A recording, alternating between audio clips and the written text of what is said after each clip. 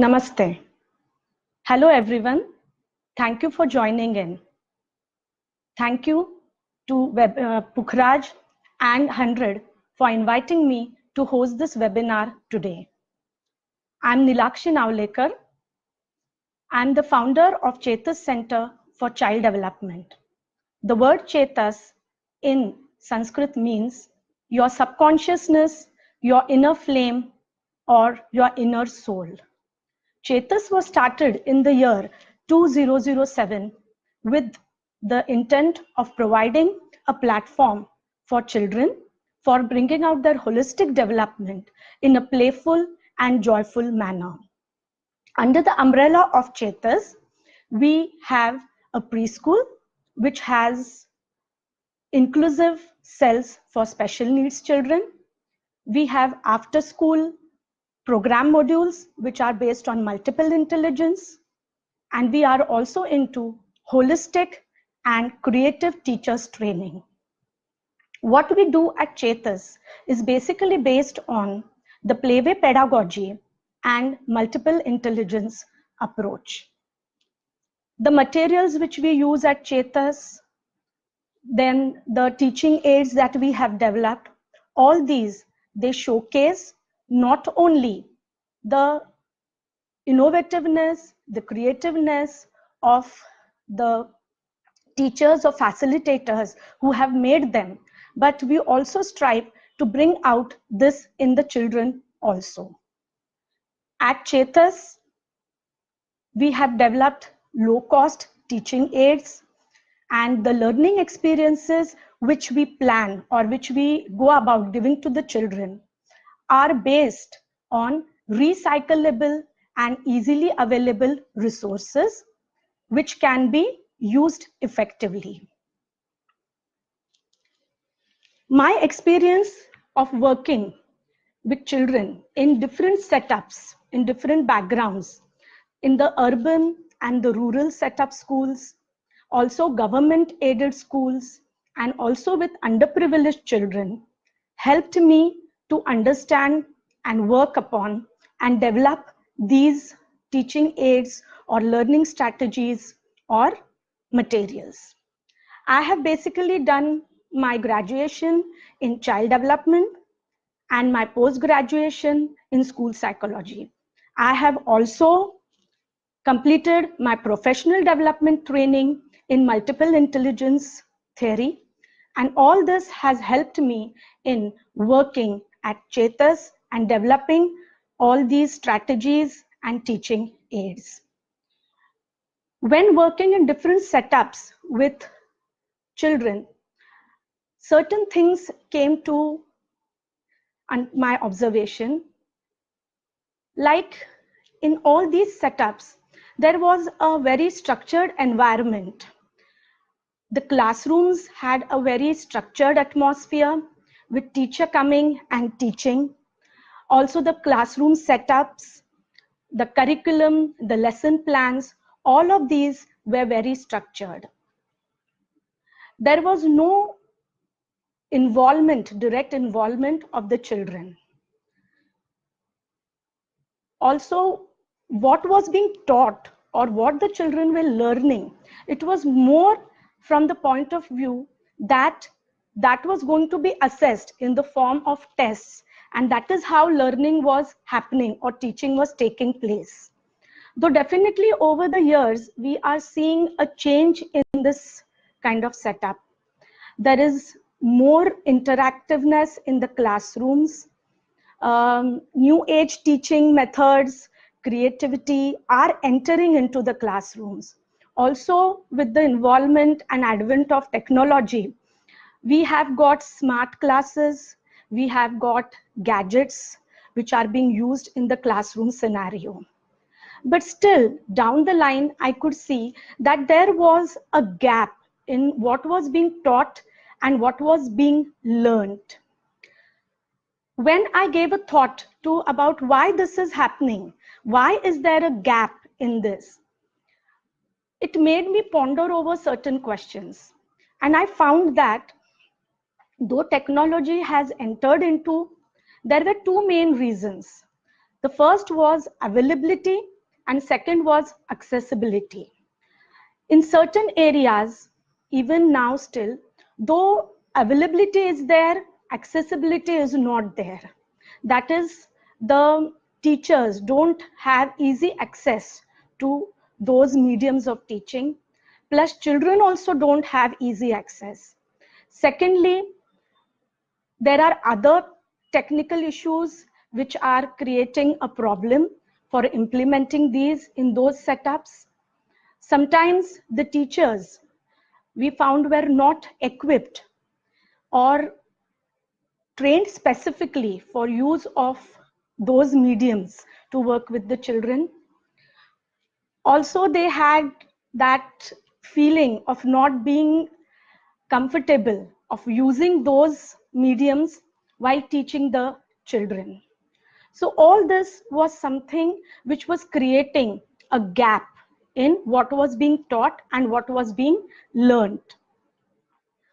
On the other, okay, so some technical difficulties. So when the teachers were given the opportunity to use these kind of teaching materials to connect with the children, plan the lesson plans, sometimes they were at loss as to how to connect technology with their curriculum or their existing lesson plans. But if they were made to use these low cost teaching materials in along with their teaching stuff, their books, it proved more comfortable for them to plan their lesson plans. Also, children were more involved when using these materials. Also, over the coming years, we have been listening to a lot of hue and cry about how technology has encroached upon the lives of young children, how children are losing out on their childhood, they are more into technology and gadgets. So somewhere we felt that we need to connect the children back to their surroundings, back to their play, back to their nature. And this prompted us to work on and develop teaching strategies and resources which will enable children to involve themselves in these and bring on hands-on learning also. So for us at Chetas, basically, the immediate environment, everything around the child, right from the nature, the clouds they see in the sky, the trees, materials like mud and sand and seeds, everything proves to be a resource for teaching the children. And that is what we have built upon. We lay emphasis on building learning experiences, making teaching aids, using low cost, easily available resources, plus those materials which are recyclable. Due to the time constraint, I will not be able to share all of the resources with you, but I would love to share some of our resources. Here you can see a set of seeds. These are different types of seeds which we have, and these are used basically to teach children about numeracy and mathematical concepts. When children use these, they are doing hands-on learning, they are getting the feel of texture, and they can experiment, improvise, and work upon them. Another simple teaching aid is these are simple matchboxes which we have covered, and there are pictures pasted on it. Here you can see a picture of an orange and there is alphabet with it. So the child has to connect and push it inside. So self-learning is also taking place. Here we have pasted alphabet on it, and this is textured. So this gives the child a feeling of texture, and he understands the formation of the alphabet through this. This helps in teaching the child about identification of alphabets, especially in India, where there are so many languages. Every state has basically different dialects and languages. So it is very difficult for children to grasp the concept at early age about language. So teaching of language, we feel, has to be done in multiple ways, and hands-on learning is effective when teaching a young child. So with this purpose in mind, we have developed these kind of teaching aids. Also, we have other teaching aids, like this is a simple shoestring, and these are simple cardboard cards. This is in our local Hindi language. So this is the alphabet in the Hindi language, Gh, and the corresponding picture for that alphabet. So like how in English we have A is for apple, so same way it is Gh, it is for Ghanti. So what the child does is, the child is given with a shoestring, and he has to string the card inside the shoestring and the corresponding pictures. The pictures of different alphabets are mixed into this, and the child has to select and then string the pictures inside the string. This helps not only in their eye-hand coordination, it helps to identify and reinforce the concept of alphabets and language. Used books, used textbooks, newspapers again serve as a very good resource when working and teaching children. Here you can see a page from a book. So this was taken out from a used textbook, and this was laminated from both the sides. So we have such laminated sheets which are provided to children.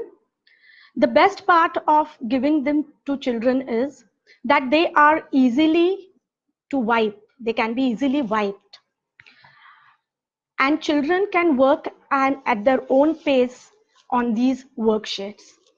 These are again for language development, for developing mathematical concepts and understanding. They can write on it, they can erase, they can wipe it if they feel that they have done something wrong.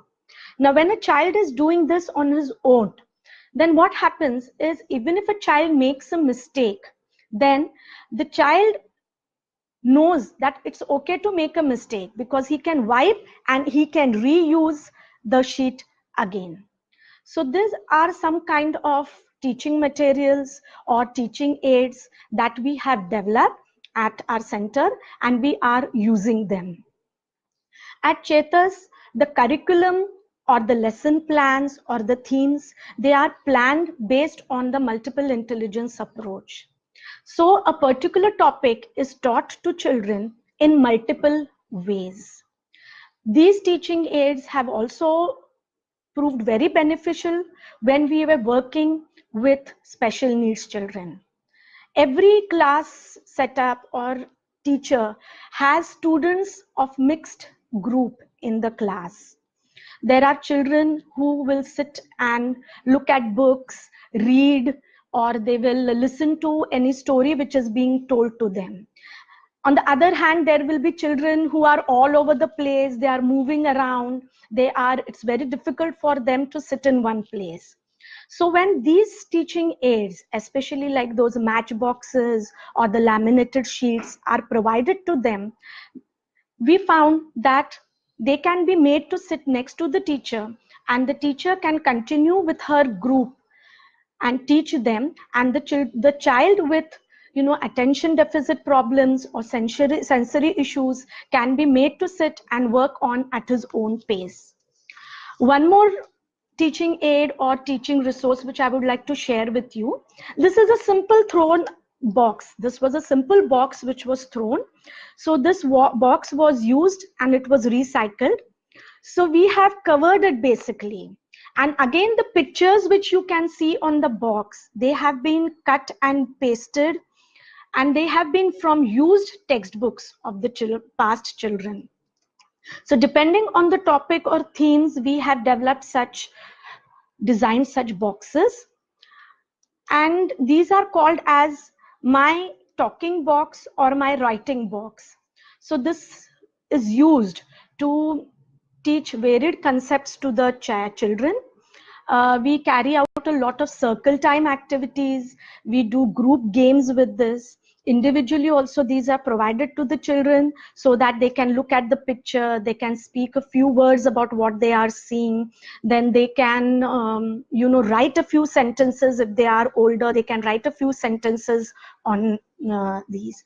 So these teaching aids or resources are basically, as I mentioned earlier, they are very cost effective. They are child friendly. Even if something happens and they get damaged, so they can be remade. So it is not such a hassle for the teacher also in keeping them and maintaining them also. So at Chetas, we plan the activities, the curriculum, and the topic is selected based on the multiple intelligence approach, and then it is implemented through the books, the fun sheets which we have, and they are supported with using these teaching aids for the children. These have proved beneficial to us when bringing out holistic development in the children. We also focus a lot on our traditional games. Every country has hordes of traditional games. They have hordes of stories and a plethora of folklore which can be utilized when working with children. So traditional games in our culture, we have used them, we have modified them, like the traditional game of Kho, which is played in our Indian country. So we have improvised on it and we have modified it to teach grammar concepts to the children, teach about position words to them. So this way we have felt the need that we need to reconnect the children with what is a part of their traditions and their what was being practiced in their culture also. We similarly have a lot of storytelling sessions using old reused books. We develop new stories. We encourage children to develop their own stories and comic strips using old books and creating art and craft materials from them. Plus, we also encourage them to celebrate festivals, which is a good way for connecting and for building and developing the social and their emotional skills, which I feel is a much required need in today's emerging scenario. Now, moving ahead with the theme of HundrED, which is for this month, which is supporting the development in early childhood. So we all are aware of that the early years are very crucial in the development of a child. 85% of the brain development is taking during this period. That is what research shows us. Also, the brain connections are developing at a very fast pace during this time. So the kind of experiences, the exposure which we provide to children during this period is very important in bringing out their growth and development in basically 5 areas. These 5 areas being physical, language, cognitive, social, and emotional. Also, this is a very important period when a child is learning about life skills. So life skills training, which is given in this time. So all these are the building blocks on which the child is going to build upon his experiences and carry forward his learning. During this stage, children are learning, or if effective learning is to happen, then it should be in connect with their immediate environment. Learning is happening in their family, with their siblings, with their parents, in the school, in their surrounding neighborhood, and they are learning about it through their senses. So what learning experiences are planned in the classroom during this time, or what learning experiences, exposure we give to the child, provide to the child in the home front. This should be based on experiencing their surroundings through their senses. A child is exploring, he's learning about it, then he's correlating it, he's connecting it with what he has seen, what he has understood. Then he's going to apply meaning to it, apply language to it, and that is how the learning is going to proceed or progress for him. I would like to share a small experience of mine. There was a child in my classroom, and as I mentioned earlier, that here every state has their own language. So when this child came to my classroom, he was not comfortable with the language which was being spoken, or he was not knowing basically the language which was spoken in our state. He was not used to hearing or listening to even English language. So the mother had lots of apprehension and concern about it. And one day she was very thrilled when she came and shared her experience with us. So apparently we were teaching about identification of alphabets, English alphabets, to the child. And the child had gone for a visit to the marketplace with his family, and she was thrilled to see that the child was looking at billboards, at the name of the shops, and he was pointing out the alphabets to them. Now, coming this from a child who was comfortable only, or who knew only his mother tongue, but he could connect and correlate. So that is what I feel is very important in the early years, that for effective learning to happen, there should be a connect. This connect should be in what is being taught, how it is being taught, and how the child is learning. We used to see that there is a very structured set of atmosphere in the classroom. There used to not be, freedom for the child to explore and learn. But that is changing. But if we want effective learning to happen, we need to provide experiences where the child can learn.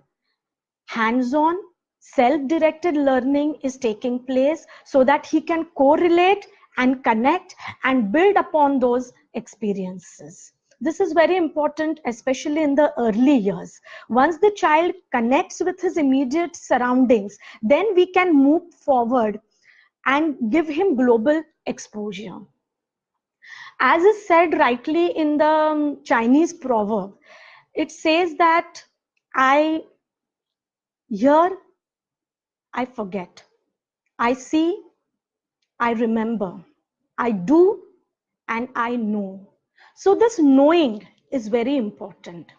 Because see, any kind of teaching which we are doing for the children, it should not be done in a way, and it should not be taught in such a way, and the child should also not learn in such a way that only for the purpose of assessment, to take tests or to reproduce it in the book by writing, or to perform well on the test. So the experiences which we need to give to the children, they should be such that they give freedom for the child to explore, build upon his thought processes, develops his foresight, and develops his or her high order thinking skills.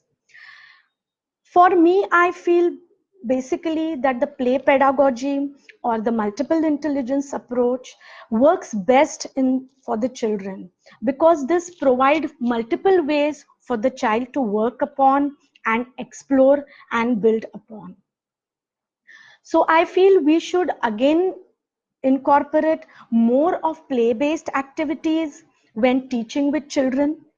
As we are talking about supporting the development in early childhood, we must have more of play-based activities wherein the child will get an opportunity to not only connect with the teacher, connect with others, which will contribute to his development in the social and emotional front, but the child will connect with nature, the child will connect with his immediate environment, and this will all happen in a very stress-free manner and will be a joyful learning experience for the child.